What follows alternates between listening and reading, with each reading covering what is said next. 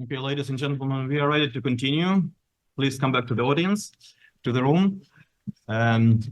Yesterday I was speaking to one of the think tanks in Washington, and I was raising this topic. Why don't you promote the idea of decolonization of Russia? And they said, like, well, this topic is too marginalized for our think tank and for many other think tanks. And I would think, back in 1980s, late 1980s, early 1990s, the topics of the collapse of the USSR was too marginalized.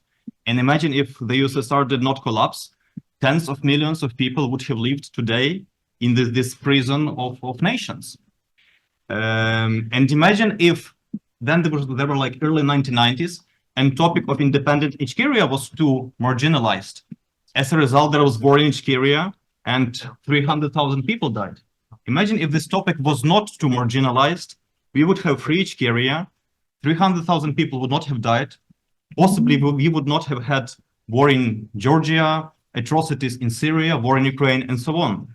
So I'm really grateful to the Jamestown Foundation, to everyone here who is not afraid of this topic, for whom this topic is not too marginalized, and I'm sure together we will win. I would like to open our panel, and by giving, first of all, the floor to Ms. Rajana Dugar-de-Ponte from the Committee of Buryat Independence and President of the Free Nations of League. You're welcome. Hello. My name is Rajana Dugar-de-Ponte. I'm a co-chair of the Democratic Movement Buryat Mongol Erheten and a president of the Free Nations League. It's a great honor and privilege for me to take part in the joint event of Jamestown Foundation and the Free Nations of Post-Russia Forum, Russia's Rupture and Western Policy. The history of the Buryat people under Russia has been a litany of trials and losses, of lives, lands, resources, culture, and language taken away by the empire. A history of enormous pressure and resilience, of persistent and continuous struggle for existence. Throughout history, the Russian state has pursued a deliberate policy of reducing the number of non-Russian indigenous peoples in the occupied lands. Since the end of the 19th century, the Buryat demography was affected by the Stolypin reform, the First and Second World Wars, the Civil War, collectivization, industrialization, the division of the Buryat Mongolian Republic in 1937, and the Stalinist repressions. Buryatia has over 700 explored deposits of various minerals, including gold, uranium, tungsten, beryllium, and molybdenum. Yet it is ranked among the poorest regions in the country. Moscow takes all this wealth. I'll give just one example. The highest quality jade deposits in Buryatia belonged to the Evenki Artel de Lacha. In 1994, it received a license for mining in the north of Buryatia. Jade began to bring good profits to the Artel, which attracted the attention of the federal authorities to it. In 2012, Rostec, with the help of the Russian Jade Company, whose personnel consisted of FSB officials, squeezed out the deposits from Delacha. In 2014, the Russian Jade Company was replaced by the Transbaikal Mining Enterprise, which was also connected to FSB. At the end of July 2023, a shooting incident occurred on the territory of the Ospinskaya Jade deposit in the Oka region of Buryatia. In a video that appeared on the internet on September 2nd, people who look like private security officers shoot at an unarmed man. Jade is also fossicked in riverbeds and valleys of the South Island in New Zealand. In the late 1990s, the New Zealand government vested ownership and guardianship of all Punami jade to the South Island tribe of Ngai Tahu. In Buryatia, the natives, robbed by Moscow, are forced to become illegal diggers on their own land and like 300 years ago, die at the hands of armed robbers who appropriated their natural resources. Lake Baikal is a sacred sea for the Buryat people. It is the deepest lake in the world, containing 20% of the planet's freshwater reserves. Uncontrolled logging and pollution has brought Baikal to the brink of an environmental disaster. Since Russia's full-scale invasion of Ukraine, Buryatia has faced disproportionate losses in the war. Even though Buryats make up only 0.3% of the population of Russia, they form 2.8% of the official war debt, a figure that means that the war is costing our future as a nation, just as Putin is trying to take away the future from Ukraine. So what needs to be done to liberate Buryatia and help ensure its development? Russia will disintegrate not only because we want it, but because the time has come. The process of collapse of the empire is irreversible. The victory of Ukraine is imperative not only for the sovereignty of our nations, but also for the world security. We call on the world leaders to mobilize all efforts to ensure this victory.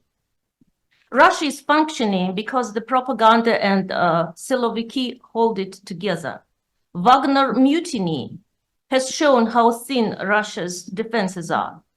Russian opposition leaders hoping to seize the power after the collapse of the regime do not have a long-term political program. Once the thaw is proclaimed, the system will fall apart. This has been the pattern in the Russian history for at least 2 centuries. The rise of hawks or failed anti-Putin coup would lead to preserving the current imperial system and re-escalating the war in Ukraine. This scenario may occur if the West would strive to keep Russia unified at all costs. Another realistic scenario is the parade of sovereignties, in which national republics assert their independence, fueling Russian imperialistic chauvinism and eventually leading to a civil war.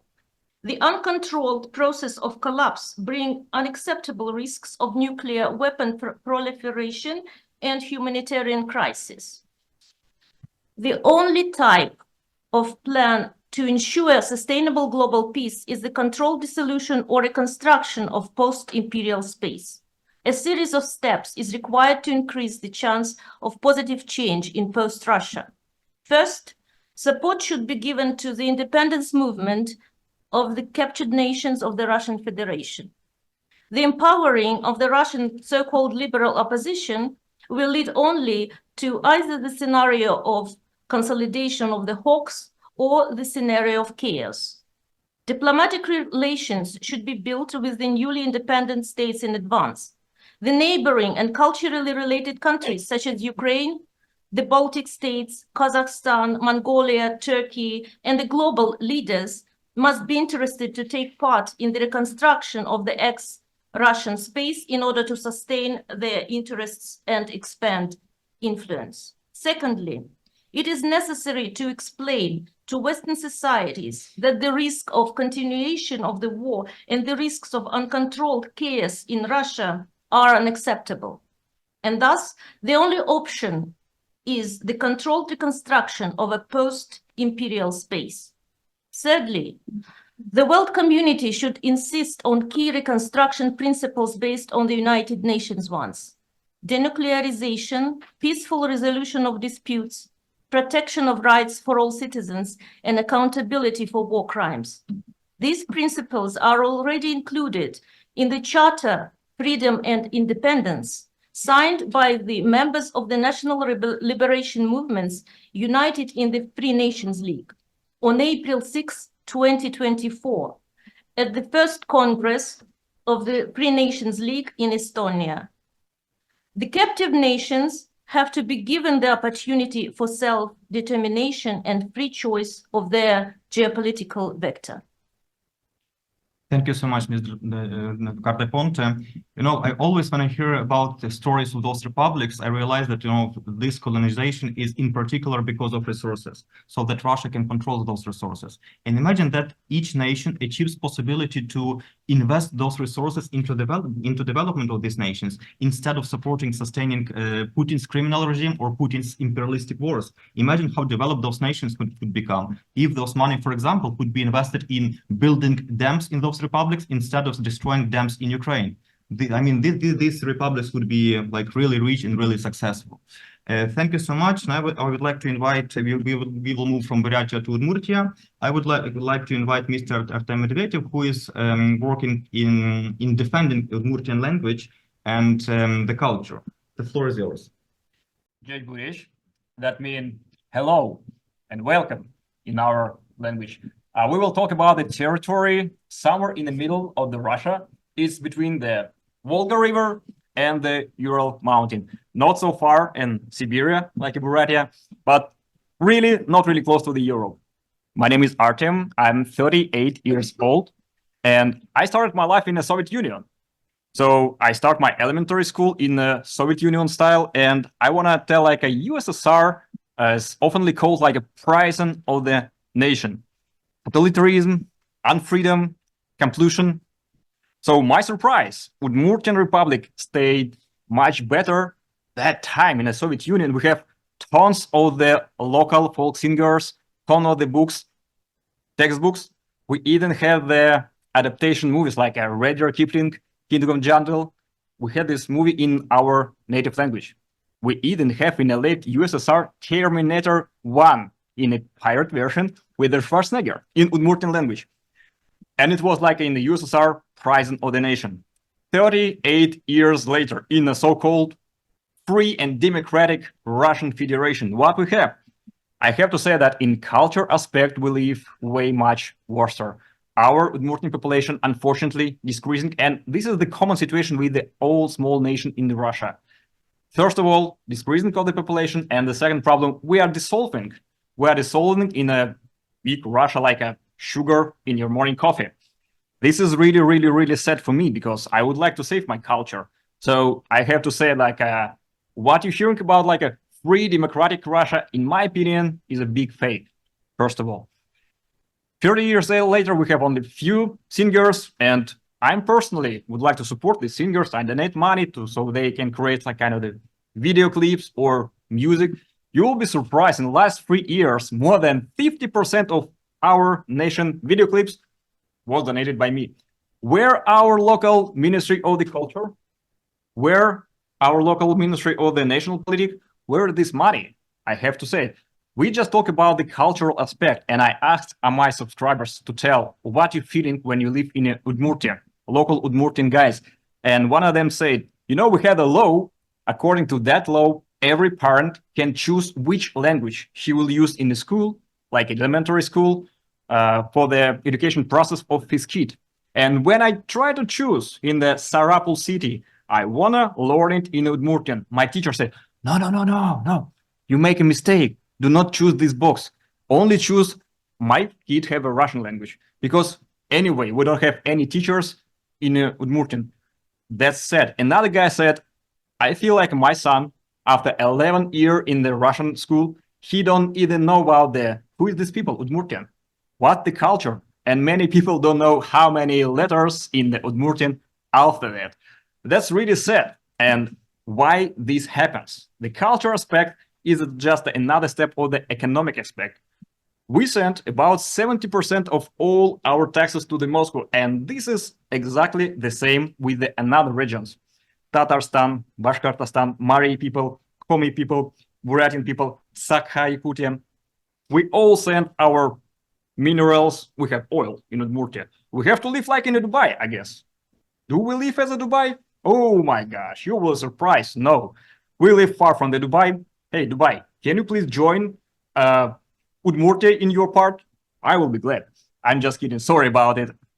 So another one part, which is also said after the world meet this situation with the like a war, or like Putin said, special tactic operation in Ukraine. We start to send our guys there. a lot of troops sent to the distance of the 1,700 kilometers. We don't have any common border with the Ukraine. And honestly, I do not understand why our Udmurtian people have to go there and fight with the people who didn't even call them Vatyak. Vatyak is a bad word which some Russians use to describe like Udmurtian people. I guess every nation have these samples, and I don't want to mention N words, which was unfortunately used here. But we still have this situation right now, and I'm not really happy about it. What I'm dreaming about, there is a small country. It's named Estonia. This is another small Finno-Ugric territory somewhere in the Baltic Sea, and I guess probably you never heard about it. They are not great. They never have Olympic champions. They don't have any billionaire. They never had a great barrier in the past future, but they're living well. They were part of the Soviet Union for many, many years. And they start to discuss the process of the independence in 1985, when I was born. And right now, they have good economic. They probably not the wealthiest guy in the world. But should you be a wealthiest guy in the world to be happy? No. They live in a peace. They don't have like a really big empire plans. But this is, in my opinion, what we need for our small territory between the Volga River and the Ural Mountains. Thank you so much. Tao Bajim. Yeah, thank you so much, Artem. We know what you're living through because Russia was trying to destroy Ukrainian language, Ukrainian culture as well, but we have survived, and let's hope that your language, your culture will survive as well. Let's move on up to the territory between Europe and Asia, to Ural. And I would like to invite Vyacheslav Afanasyev, who is an expert in journalism, in Russian propaganda, and can tell more what's happening in the world. Доверенное лицо Путина. And once, yes, well, nobody's perfect. He was a trusted person of Vladimir Putin. Good evening.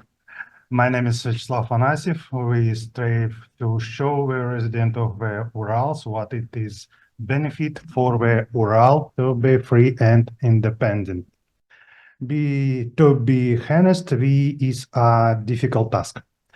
Residents of the Ural are very reasonable and warm people. This is a future of our people, who are like Americans. Like Americans, we combine the best parts of many national: Bashkirs, Tatars, Russian, Udmurt, Germans, Khanty, and Mansi. Just like in America, we have our hot Texas with salted Ural. We have our own called Alaska, Norilsk City. Finally, like the Americans in the 16th century, we understand why we need a metropolis. Moscow doesn't give us anything. Moscow is just takes from us. The Ural need independence. It will get it soon, I hope. What I'm sure of this. Let's start globally.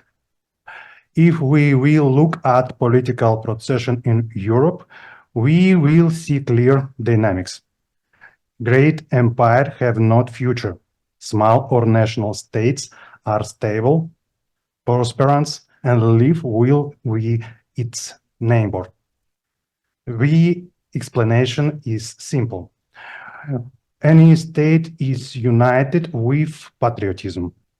However, patriotism extend only to what a patriot can call native.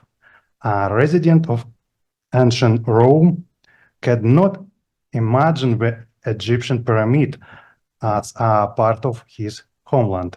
A London citizen could not imagine himself among the Hindus. As a result, the Roman, British, and Spanish Empire shrank to Italy, England, and Spanish. This is the life of the history.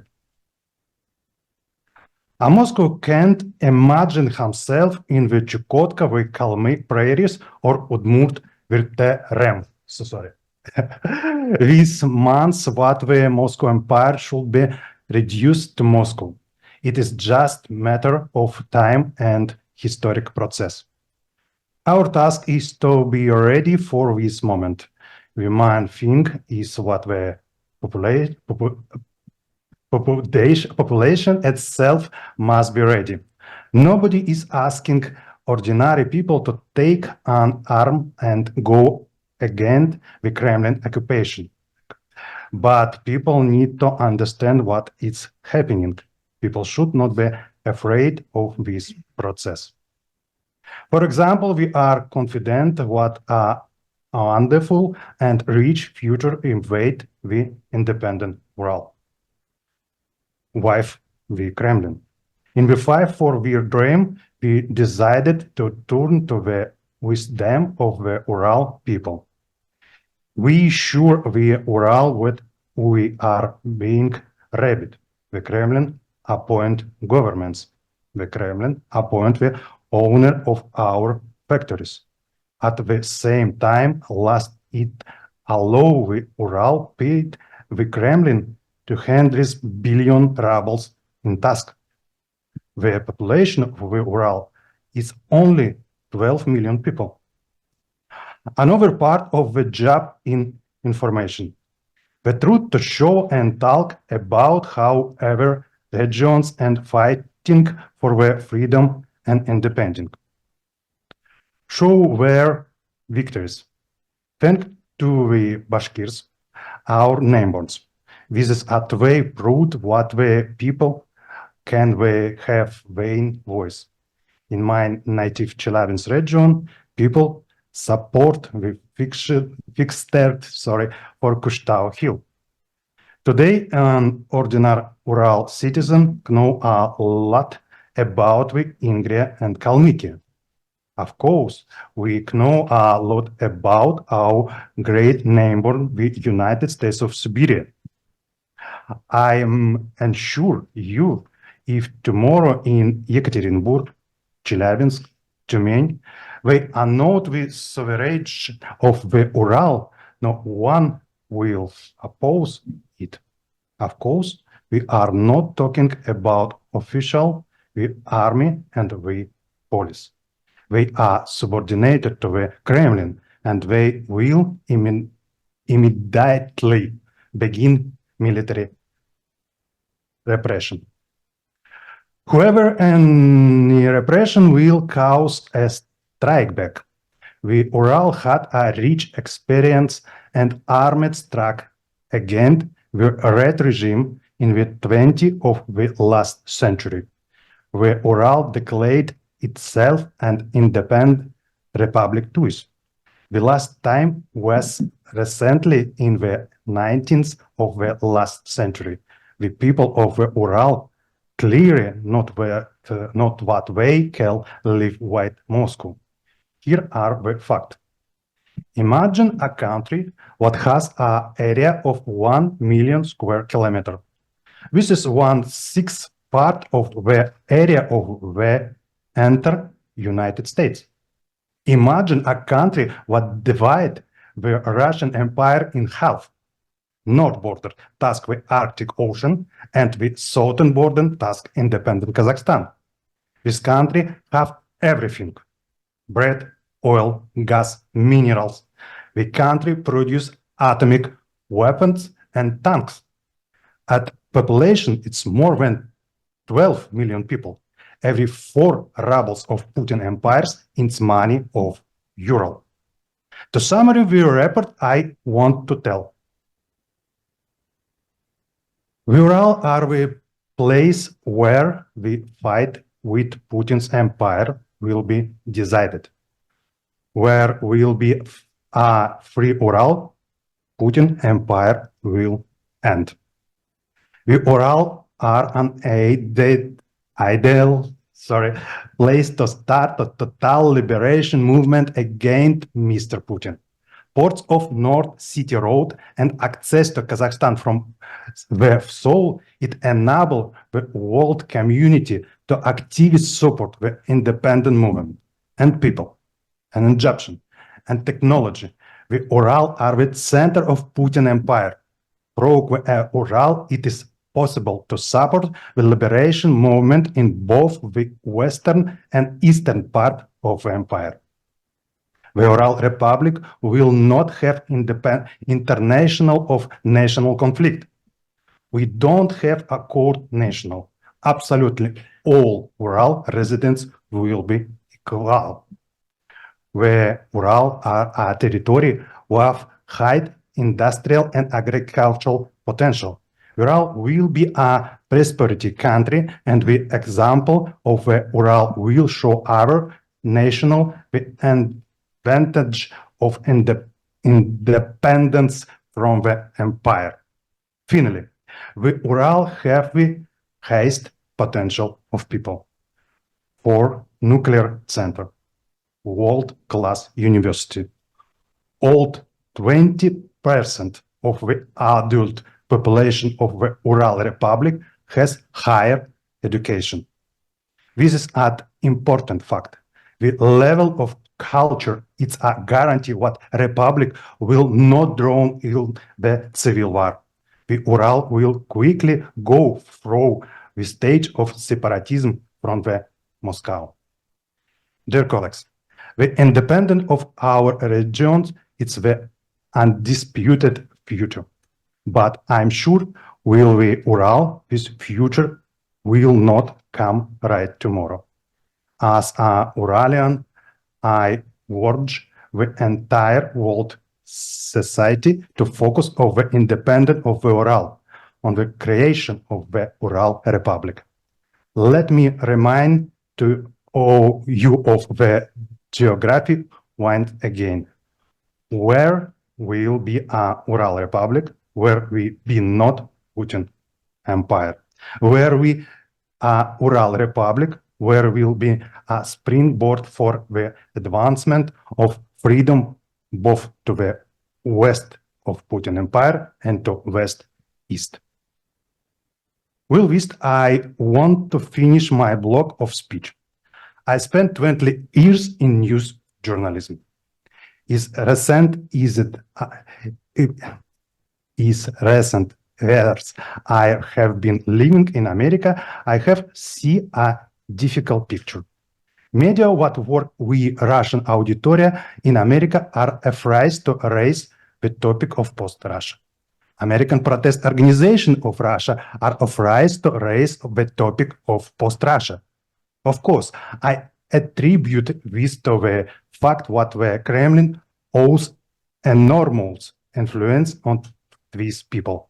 But these people meet you congressmen and senators. Why offered wire imperial project to American politician discussing them anti-Putin protest. It's not a secret. I believe one of the hottest topic right now should be the entry of the post-Russia idea into the US political and media platform. We must break the negative images of what the Kremlin and the imperial oppositionists for around us. We have great speakers, great ideas. We agree what our countries do not need Putin nuclear weapon. In essence, we aim to extend the European Union to the Pacific Ocean. This is beautiful idea, but we need to talk about it, talk a lot. This requires a strong media platform. I'm sure it is time for it to propose an idea to the European and American politicians. Great is scary Vladimir Putin. Sorry, great is scary Vladimir Lenin. Said the idea is starting to be a real force when it take over the people minds. It's real. It's a result we create the Soviet Union. Our main task for today is to promote our idea throughout the people. Thank you for your attention. Thank you so much, Mr. Afanasyev. Yeah, so now we know the best geographical point to start decolonization and decolonization of Russia. It will be much easier if if Ural gets independent. Yes. Yes, and let's move now to the European part of Russia, of today's Russia. I would like to invite Ilya Tugar, the chairman of the International Council of Circassians and well-known human rights activist, American Circassian human rights activist. The floor is yours. Thank you. Good morning. You know, when you come to a conference and Mr. Paul Goebel is giving a speech, you always think about the speech you prepared, and you would say to yourself, I should have prepared a little bit better. You get more information, you get more ideas, and anyway, back in 2007, we had our first conference in Washington, D.C. And it was Circassia, past, present, and future. And of course, the Jamestown Foundation at the time was right next to the American Embassy. And later on, we knew that the Russians were really furious how Circassians were holding a meeting hosted by the James Foundation at the time. Mr. Paul Goebel said earlier that if Russia is decolonized, there will be a Russian state and probably it will be around Moscow. And I do agree with that 100%. And then my dear sister Aset said that the Russian Empire Russia as an empire collapsed, but I mean the Tsarist Russia, and then the Soviet Union collapsed, and the Federation will collapse at one day, we hope, but the empire stayed. And I think that the new policy of the world, policymakers and others, should really focus on making sure that the Russian state, if there is one around Moscow or somewhere else, that it would not be a dictatorship. It would be a democratic country where the people of Russia are able to choose leadership that is not criminal. And that would be probably a guarantee for the civilized world to make sure that the threat of this empire is not imminent in the future. When we, going back to the Jamestown Foundation first conference, at one time, Mr. Goebel told me that we had Radio Free Europe, Radio Liberty at one time, and we were broadcasting in different languages of the Caucasus and other nations that are captive in the Soviet Union. And the Russians really, I mean, they did not like it, but they did not think much of it. They were not furious. It was only when Radio Free Europe, Radio Liberty had put a program to speak to the people of Circassia in the Soviet Union and outside in the Circassian language, and that's when the Russians became furious to the point that they strongly objected how to address Circassians. And why is that? Is because that we did not know, but Russia always knew the potential of Circassians. This is the largest nation of the Caucasus between its diaspora people and its people in motherland. And as we talk about decolonization of Russia today, Russia would not have been able to become the colony that is today if they did not have the coast of Circassia. That gave them the ability to expand their military ability, and naval ability and otherwise, to access the warm waters of the Black Sea. And then they had become the bigger evil empire that we see today, attacking, occupying parts of neighboring country, occupying their nations, abusing human rights, and colonizing as much as they want. And they have the intention to even extend their colonization. So Today here, I am a Circassian activist and has been in the international Circassian movement since 2006. I have most of our colleagues who have been with us here joining us today to participate in this event. And our goal is to raise awareness of our Circassian nation, both in motherland and in diaspora, of the need and the awareness for Circassians inside and outside the North Caucasus to become aware of the tragedies committed by Russia against us and the genocide, the forced deportation, the ethnic cleansing, and the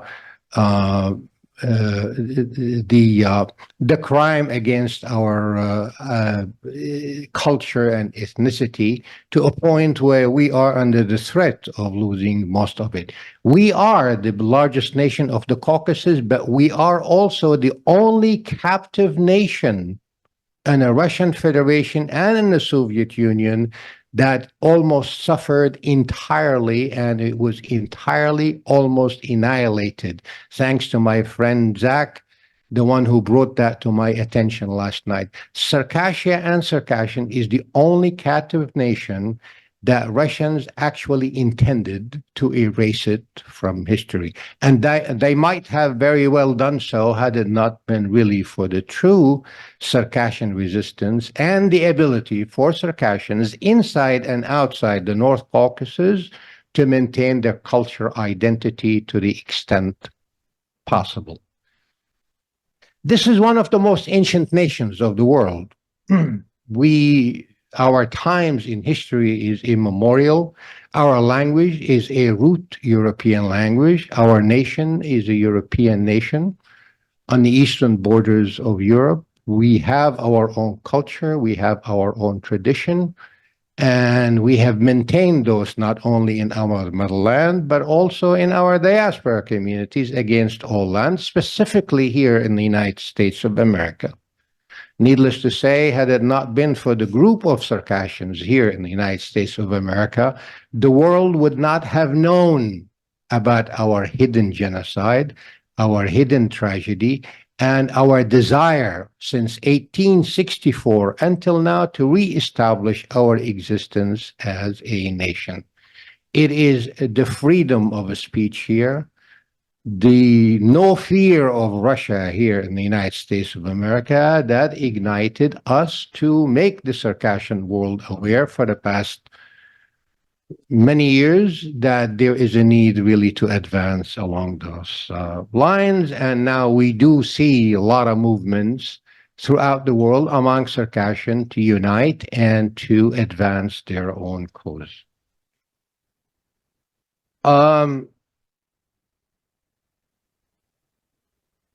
Needless to say that in the North Caucasus, Circassia is one of the largest nations who really sustained the brunt of the Russian attack for 101 years, one of the longest wars in history, one of the longest war in the Russian nation since old times.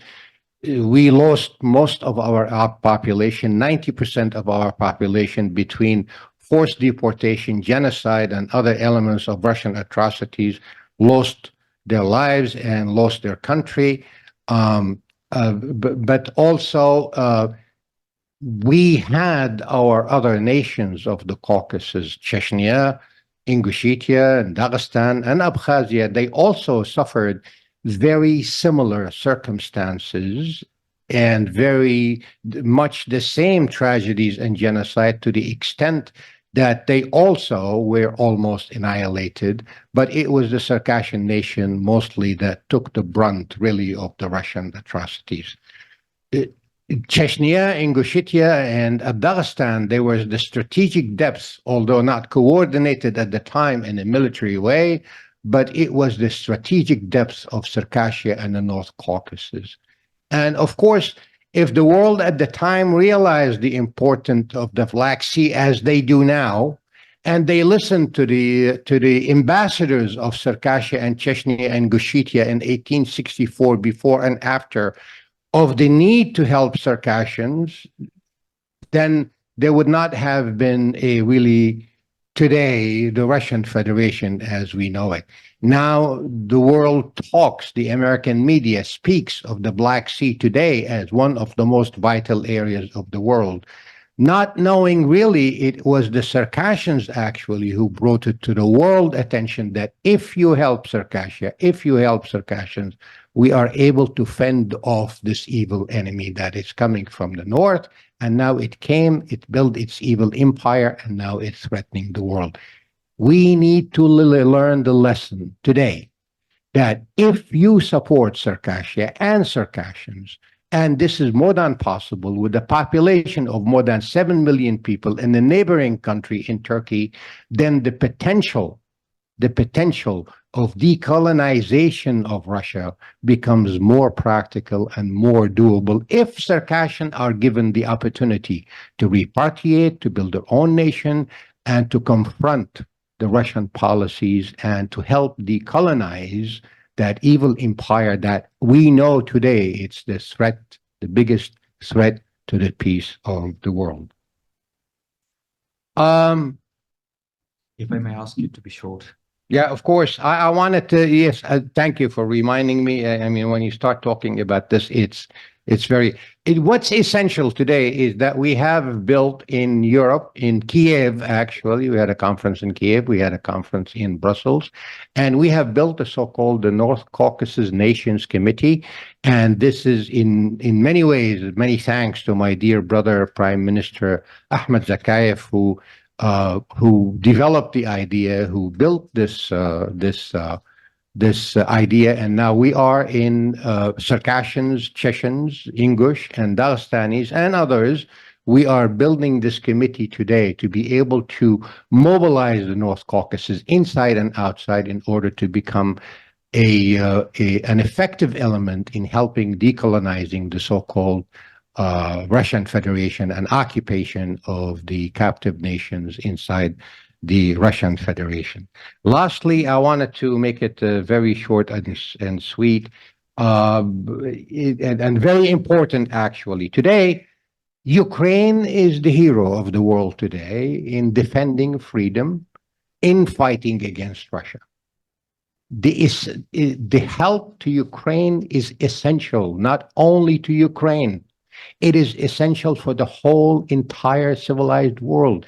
Today, Ukraine is the one fighter that is stopping Russia. If we make it our political reasons not to extend the help, the financial help to Ukraine, then we are helping Russia. This is needed. This is a must. It doesn't have to be involved in politics or Congress or Senate or any place else. It has to go to Ukraine. Please, anyone who has the ability to voice out this concern, that help must go to Ukraine now, without exception. Today, Ukraine is the hero of the free world. Thank you very much. Thank you so much, Mr. Yuber. Indeed, without free Ukraine, we will not be able to talk about free nation of post-Russia. So everyone who has ability to influence their members of Congress, of House of Representatives or Senate this week, please do so to support Ukraine. And thank you for disseminating this information because, you know, usually this is not something they teach you at the Russian departments at the Western universities. So this is really important to share this. Mr. Chairman, this is the book that I'd like to introduce, written by my dear brother and colleague, Captain Adil Bashkawi. It's called Circassia and Ukraine, Two Nations, Even Russian Genocide Cannot Destroy. Brilliant. Very important book, very strong documentary about the Circassian and Ukraine. Okay, we have some 15 minutes left, so I'll ask all speakers to be short, and we will move now to the Northern Europe, to St. Petersburg, to Free Ingria, and the leader of movement Free Ingria, Denis Ugrumov.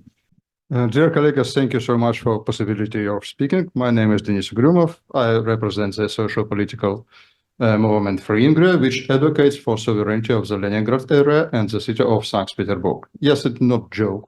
The area, the name of our area doesn't correspond to the name of our capital. Our area and our city is captured by Putin and Chechens, residents of Far East, Bashkirs, Siberians, Ingush, Tatars, Buryatians, Karelians, Tuvins, and residents of other regions will say you the same things. A multinational state cannot be unitary due to its cultural and historical characteristic of its population. But Putin's Russia is a super unitary state governed by one person. In fact, it is an empire. The Soviet Union was also an empire. The Bolsheviks promised the people that they would give them land and independence for their support, but USSR was created and the displaced people did not receive any freedom. In the 1977 Constitution states that the USSR is a single union multinational state based on the principle of socialist federalism. The sovereignty of 15 republics and their right to secede from the USSR were proclaimed. It was impossible to realize this right because the republics and regions was captured by Moscow. The Soviet Union collapsed, among other things, due to the excessive centralization. The new government tried to build a real federation. In 1992, the federative treaty was signed. Moscow gave sovereignty to the national republics, basic powers and taxes remained to the region, and the economy became independent. But the federal treaty was not signed by Tatarstan and Chechnya, because, as and before, the people of the region wanted independence and saw not a federation, but a confederation. The authorities understood that it would not be possible to draw a line between the federation and the confederation, and the country will disintegrate because the people want freedom. On the one hand, Yeltsin's words, take the share of power that you can swallow. On the other hand, Chechnya didn't sign the federal treaty and wanted to gain more independence than Moscow allowed it. Representatives of the People Liberation Movement and a significant part of the people didn't want to dependence on the federal center. The center knew about the similar trends in other national republics. Regions striving for sovereignty decided to subjugate Moscow by force. After, oh my God, I'm only on the first page. Okay. After the Second Chechen War, the reason for which was fabricated by FSB, Putin built a system where he makes all political decisions. The captured Chechnya was calmed down with repressions and subsidies, the money for which was taken from other regions subordinate to Moscow. In 2001, Putin bans regional political parties. Parties become federal with branches in the region. Power moves from the region to the center. In 2005, after the terrorist attack in Beslan, which Putin turned into a massacre, elections for the governors were cancelled, and the president received the right to arbitrarily remove them from the office. For example, due to the loss of trust that was for anything and any time. So the governors lost their independence and became a Putin overseers.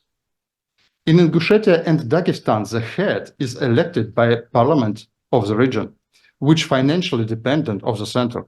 In Buryatia and Bashkortostan, there are pseudo-elections taking place according to the Kremlin's scheme. First, Putin's man is appointed to the post of acting governor, and then he wins the election. To call a spade, this is a seizure of region by Putin.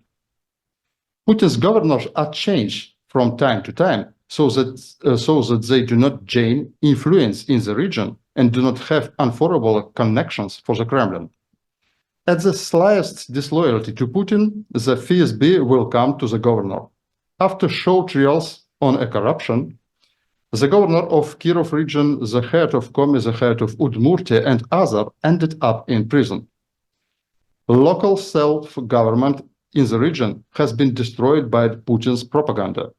People were made to believe that politics is a dirty business, that a normal person will not go into politics, and it is always been this way, and that who's at the top know everything better. People are convinced that they do not decide anything outside of their home. In occupied territories, the struggle for the rights of population is impossible.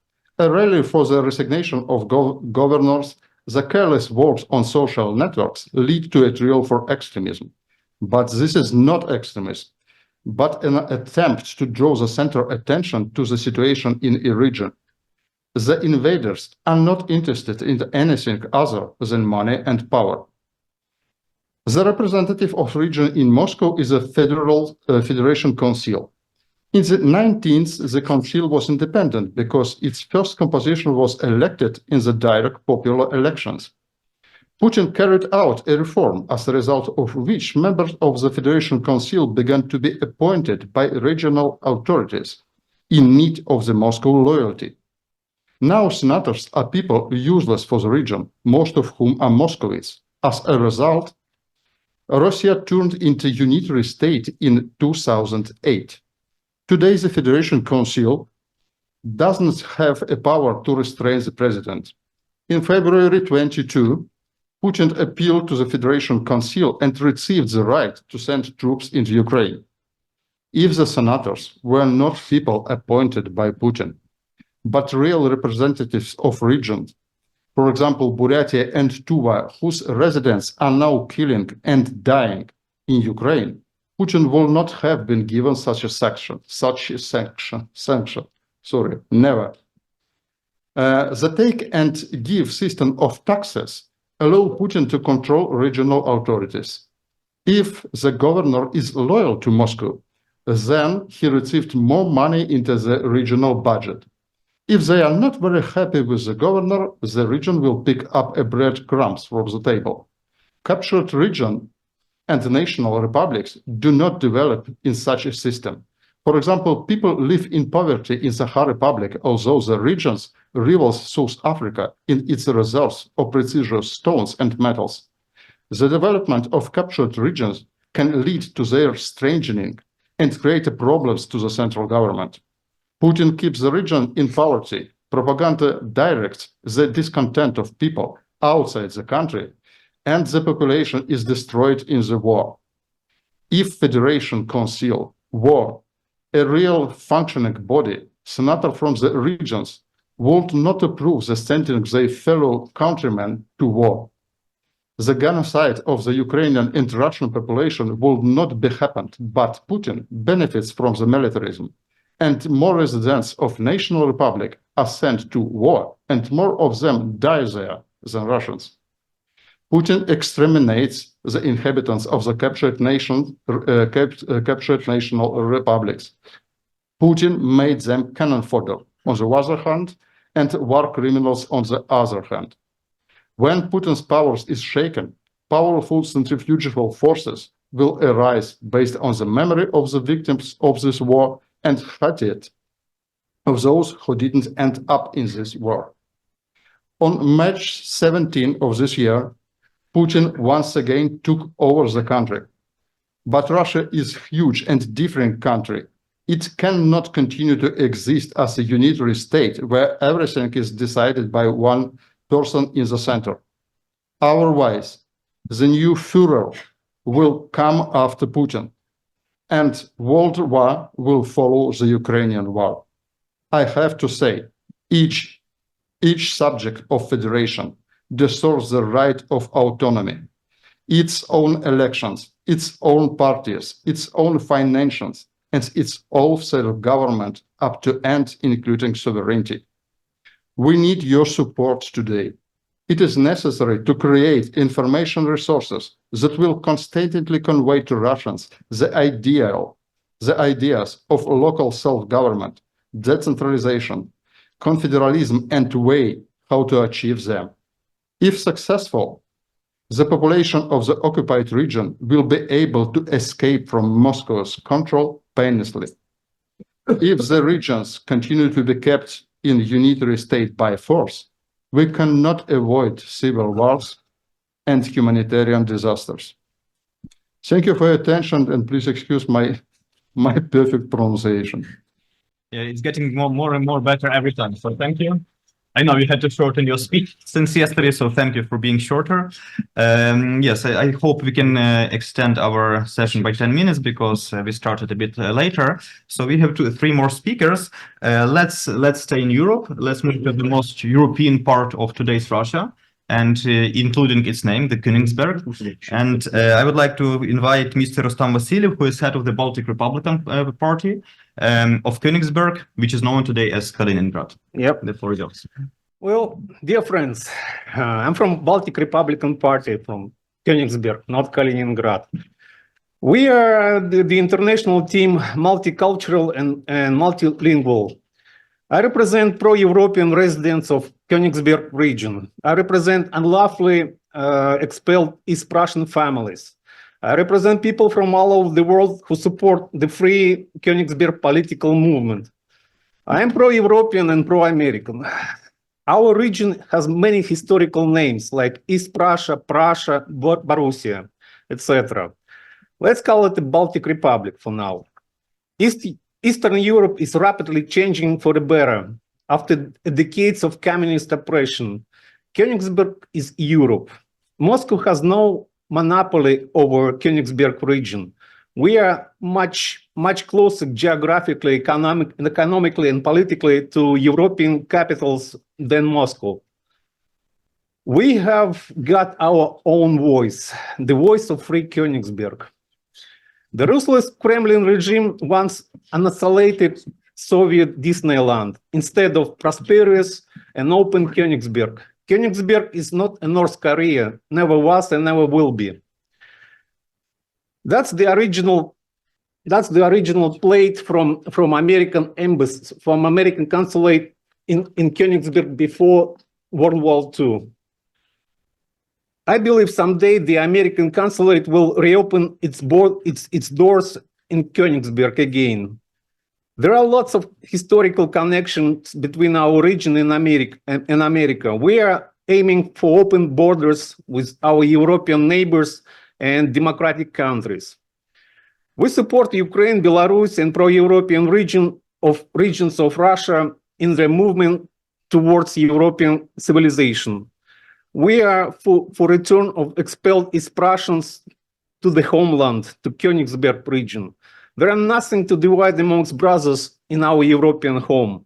Historically, Königsberg was a melting pot of Europe. We are open for cooperation. Moscow is threatening Europe. That is totally unacceptable. To ensure, you could see Baltic American line that was connected 100 years ago, our region with America. Second, there was a Baltic, yeah. Let's keep that tradition in the future and reconnect America directly with Königsberg. Königsberg was a part of his Hanseatic League, Hansa. It is very important for us to build back the economic links with our Baltic Sea neighbors. We need political freedom, open borders, and economic growth. We support Königsberg. We care about region and residents. And even at this time of crisis, join us, work and act for the liberty of Königsberg. There are few recognized political prisoners in Königsberg. I knew some of them personally. Let's not forget about them. Freedom to political prisoners. There are people from Königsberg fighting the Kremlin tyranny on the Ukrainian side within Russian volunteer corps. Basically, Königsberg is fighting with Kaliningrad. I don't want to see brothers fighting brothers, but it is like it is. So that's some of them who's fighting like on the Ukrainian side against Kremlin, basically. The Baltic Republic has the future. Providence glory. God bless America. So if you got the questions, you could ask me later. Yeah, thank you so much. We'll have time for questions after the panel. And let's switch from very western part of today's Russia to very eastern part, to the Republic of Sakha. I would like to invite Dmitry Pavlov, who represents Sakha Independence Movement and Sakha American Cultural Association. The floor is yours. Yeah. Hi, my name is Dmitry Pavlov. I should make a notice that I'm not Russian, nevertheless, of my Russian surname and Greek name. I'm Sakha, and I'm proud of my Turkic, Mongolian, and Tungus Manchurian heritage. And I want to say that we are living 400 years under Russian oppression. It was very bloody. It was very bloody. When they came, we lost about 70% of our population. And not only that time, in Soviet Union, we lost about 40% of our population. We have seen a lot of bad things. We have been raped. We have been murdered. We have been burned alive by people who came to wild tribes living somewhere in Siberian forests. And we have been used as resources. We have been used to colonize Alaska, to people who actually close to us, who actually could be the part of our people too, because our history is very long. We have been our peoples. We have not only Sakha people, but also Evans, Dolgans, Loravitlans, Yukagirs, and other nations. So I'm really proud of my republic because we are rich not only in natural resources, but also in human capital. Our people are very talented, and we already very democratic state, I would like to say, because Turkey says in their tax service that Sakha Republic is independent Turkic state. It's they put it like separately from Russia. So I want to say that we're ready to fight. We're ready to fight for our independence, and we already achieved some successes in that. I was from early development and foundation of Siberian Battalion, thanks to Civic Council from Poland, and we established that in the armed forces of Ukraine. There are our like commander from Sakha, Vladislav Amosov. So really doing progress in that direction, because previously it was almost impossible to imagine that we will have some that we will start collecting some power outside of the country, because we had history of fighting for our freedom. About 100 years ago, we together with Tungus Republic, with Tungus people, Sakha people, and also Russian people who fought against the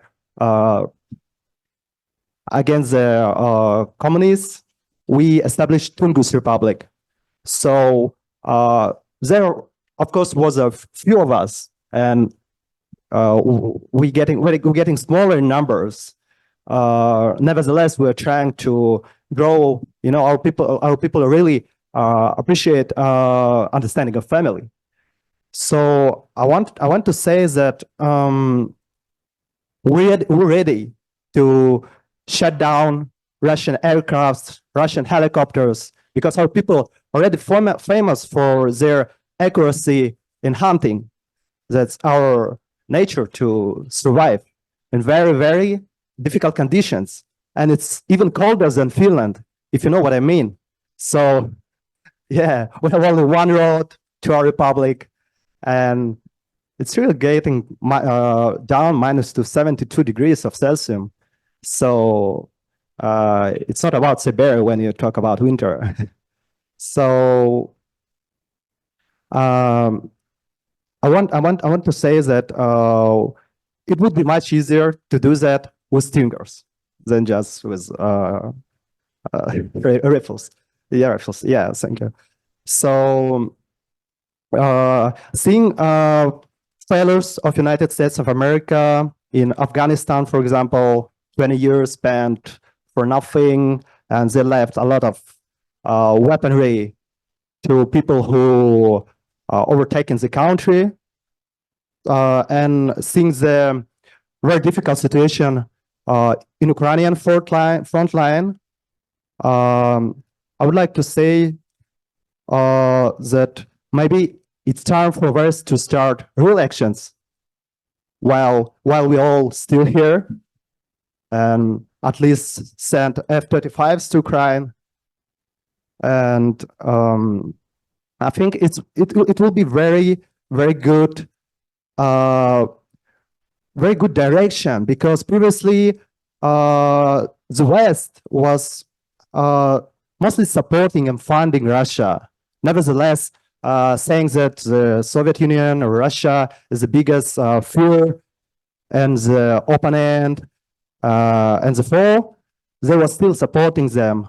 Like, for example, in 19th, feeding them while they were selling it to people, actually, and our republic even haven't seen it mostly. So maybe it's time to support independence of republics, of national republics, and start seeing as other subjects, not talking to us through the Moscow, because Moscow never represented us. We're different, and we want to survive. We want to develop. Our people do their best, even in that conditions. We really developed in IT, in cinema, art and culture. Our people really peaceful people. When we were fighting only to defend ourselves. And I think that's a good point to support us. Thank you. Paulo. Thank you so much. Yes, it's high time to support captive nations and high time to finalize our panel. And probably the most important that not only your language, your sovereignty was stolen, but even your name, like, because in Russia it's known as Yakutia, not Sakha. Even the Russians even stole the name of the republic. And I was like thinking, your republic is the closest one to the United States. And since we're in the United States, geographically, you're the closest one from all the speakers. Last but not least, we have one more short speaker who will tell us about, once again, Burят Republic. We started from Buryatia and we'll finish from Buryatia. I invite Marina Khankalayeva to speak about her republic. Thank you. Thank you. Ladies and gentlemen, my name is Marina Khankalayeva, and I represent the Buryat Independence Committee, and I'm representative of the Buryat Committee in the Secretariat of NESA. That is the Peaceful Alliance of Five Peoples, Buryats, Yakuts, Bashkirs, Kalmyks, and Ingush. And we work together despite our differences. This is already my fifth speech at similar platforms. And to my great regret, we have good conversation, condemn Putin's state's latest crimes, but for us indigenous peoples occupied by Russians 100 years ago, the reality doesn't change. Putin mobilized us for war with Ukraine, sending back the dead or maimed. Our natural resources are plundered by Moscow, and our people barely survive on meager salaries, while Russia needs more soldiers for the war and offers our men who struggle to feed their families huge sums of money by our Buryat standards to fight in this war. And many go to pay off mortgages, to break out of poverty. I do not justify them. And I curse the day when imperialists set foot on my land and occupied it. Because if it were not for this centuries-long occupation, neither of us, Buryats, Yakuts, or other native peoples, would ever think of creating an empire of slaves. As the Russian Empire had been its 300 years of existence. We would never think of build communism with Gulag over half the country, and definitely do not need Crimea, Kiev, or any other city or territory except our own. our participation in Ukraine war and other Russians' war is a result of only one factor, the occupation of our countries. That's why we five peoples have united in the NASA alliance, guided solely by one idea, freedom. For many peoples living in their countries, choosing their governments, the word freedom has become something pompous and commonplace, something ideological and impractical. But for us, it is sacred. Because for us, freedom is life. Without freedom, the Russian Empire will destroy us to conquer Ukraine. As we see, they are very bad at fighting wars. As they go on their endless meat assaults, as they had been under Trotsky during the Civil War and under Stalin, no Russian general has ever spared soldiers' blood. We have united in the NASA alliance with the goal of creating a safe space for living. We want goods, services, finances move as easily as they do in the EU and the US, so that peoples can create their own states, revive their cultures, languages, build economics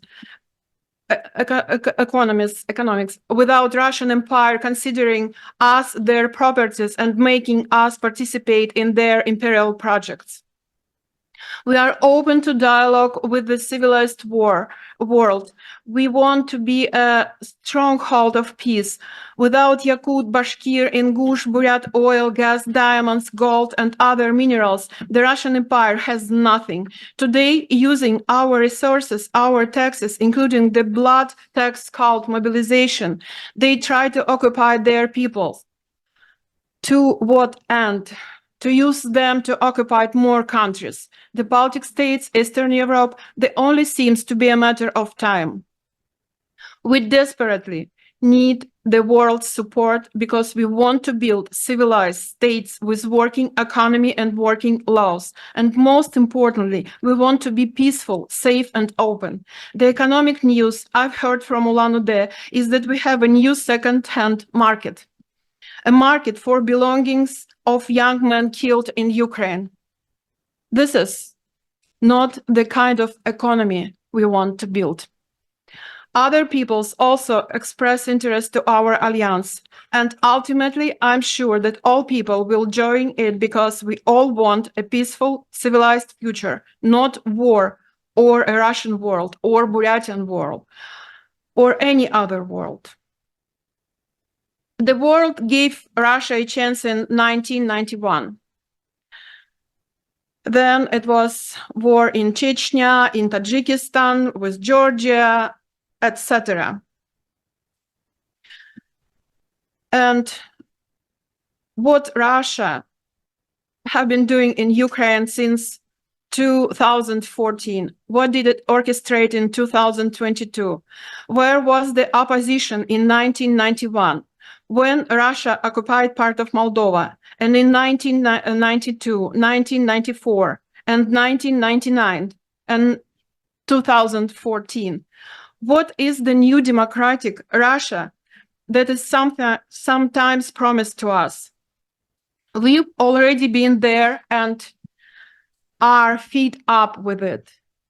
Build whatever Russia you want, but not on our land. Let it be in Moscow, Vologda, Ryazan, Suzdal, but not in Ulan-Ude or Ufa or Magaz or Yakutsk. Enough of the Russian Empire. Thank you very much. Thank you for being on the point. Due to time restraints, the summary of the panel will be very short. Support captive nations and captive regions of the Russian Empire. Support Ukraine. Thank you so much.